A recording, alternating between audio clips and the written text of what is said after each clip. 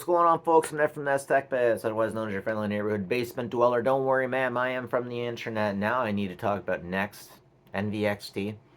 I don't know how to pronounce the damn thing, but there's this rent-to-own place. No, not even a rent-to-own place, just a rent-to-rent place that rents out computers at a stupid high price, goes and gets YouTubers and says, hey, here's a bunch of money. Give them this information about the computer and tell them they can rent it. And tell them if they win a Fortnite game, then they can pay for this computer.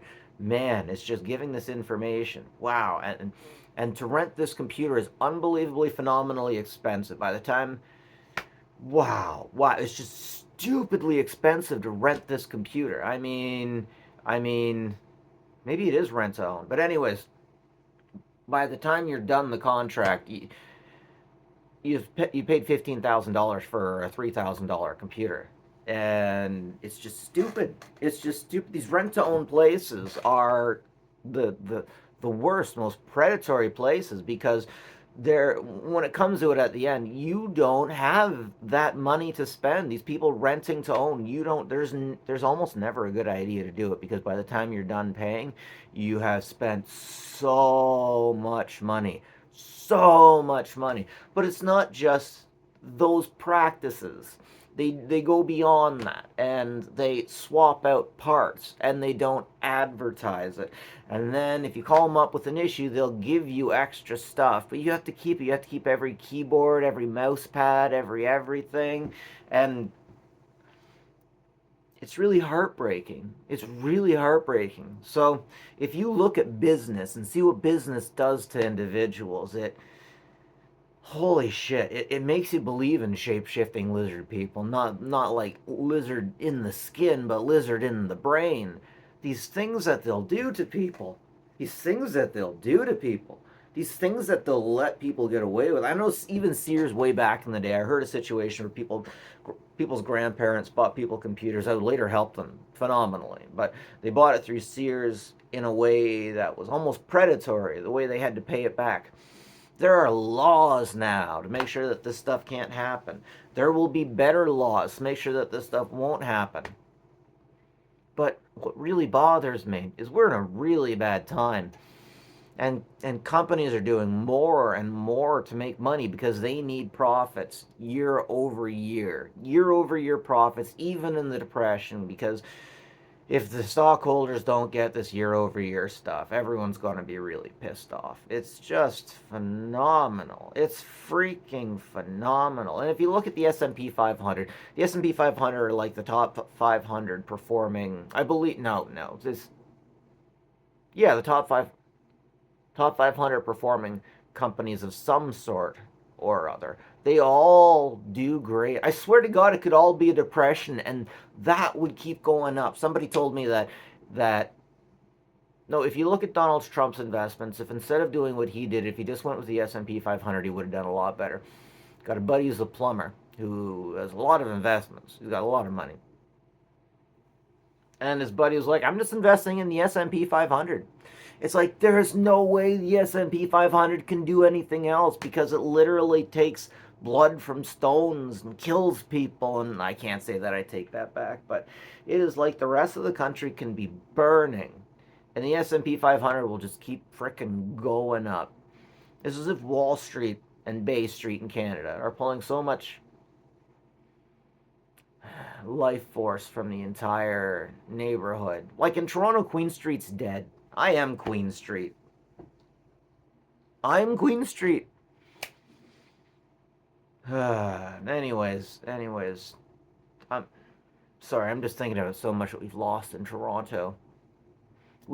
Toronto's lost its soul. It is not the same Toronto that. Wow. I mean, Lower Jarvis is still there, but the flea market's gone. Anyways, I'm so sorry. Every place is dead, and it's like they're all just full of zombies that are slowly creeping into Bay Street and Wall Street. But Bay Street and Wall Street is the only street that the people that we run care. As long as the rest of the streets have rainbow flags. Hey, I'm LGBTQ. I can get away with saying that, by the way. I've seen one up close.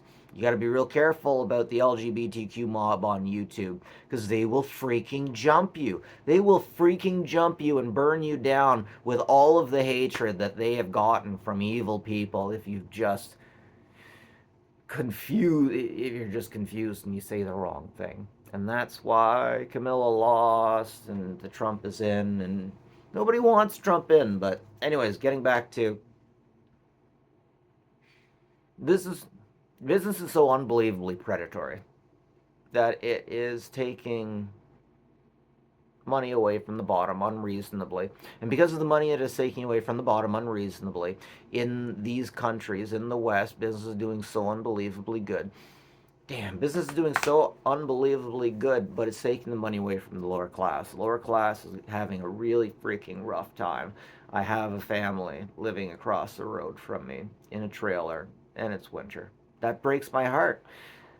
In the States, there are people dying because they can't get their money because the CEO of an insurance company or the people running insurance companies thinks these insurance companies need to be making as much money as Amazon or Walmart and not paying out people, and at the same time taking this money that's American and sending it foreignly offshore to other places, probably not even paying taxes for it. So what I'm trying to say here is at the end of all of this, nobody cares about the individual. Nobody cares about the individual except for the feminists. And the feminists don't care about the white male. And to the feminists, I'm going to say, hey, I hear you telling all of your kids, all of your little girls that you have to worry any man is going to rape them. What do you tell to the little boys? And at what age do you tell them that? Because I have to tell my son that every girl that sees them thinks every boy that's going to see them could possibly rape them.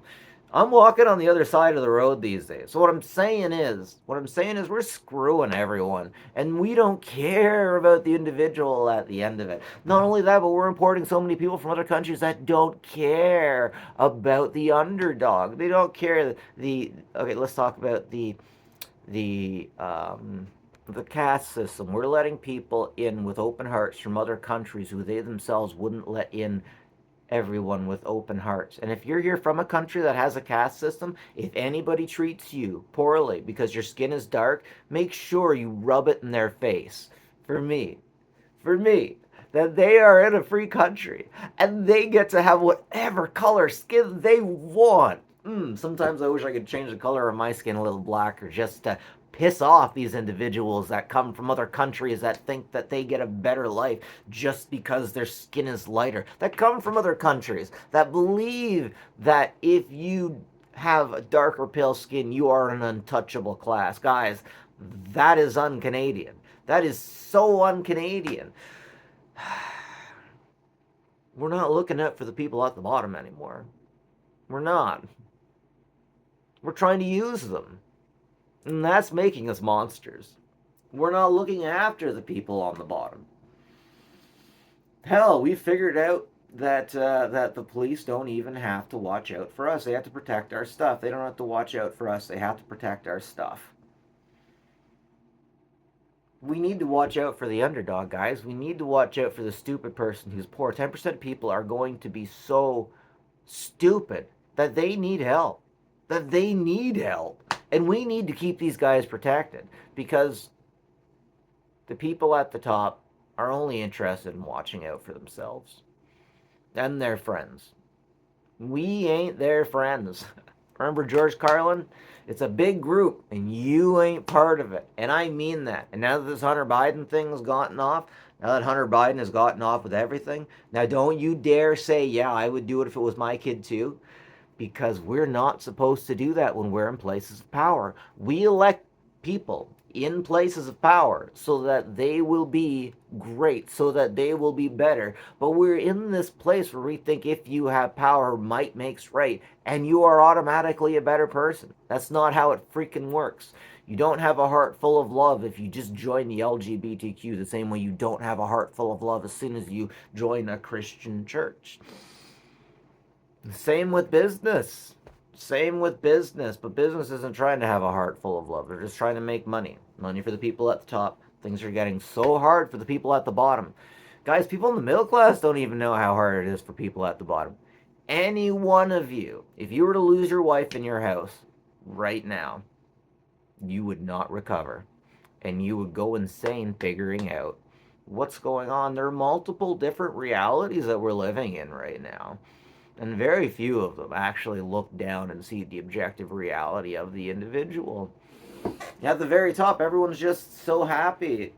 Christina Freeland said, who, if you're not in Canada, she's like the liberal or the lefty second in command, is saying everything's great. There's just Canadians aren't vibing, and in that shows you how disconnected we are from reality. Now, what I'm trying to say is, from this disconnection, there are people in hell at the bottom. That my friends who get upset with me making these videos, they don't understand the hell that is there now. When I originally left this house, my parents' house, I had a budget. I wanted to off myself, but I was like, how hard would it be for me to just get a frickin' job at a factory so people didn't have to see my, body at the end, at the bottom of a water tower? And I did the math. It wasn't that hard. I could do it. It could be done. I moved back to my parents' house again. Take a look at the math. Guys, the lady at HR at my old job told me that they only pay us enough so that you can have two people with an apartment to get one car.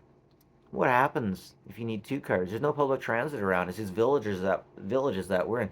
Now, there we go. There is nobody in my area to argue on my behalf. The people running the place, they don't care about me. They care about making money. They care to make sure that they and themselves have money. I talked to a business leader about he's like, Nevin, what do you think the most meaningful thing in life is? And I said, the reduction of human suffering. And he told me, no, it's making sure your family does okay. And that's why we're in hell. So many people are okay with putting the rest of us in hell to make them and their family better.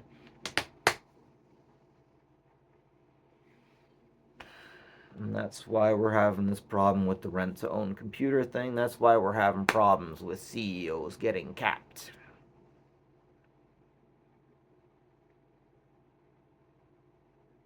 I hope we're going to make it out of here. We'll see. Have a good one, folks. Take care of each other.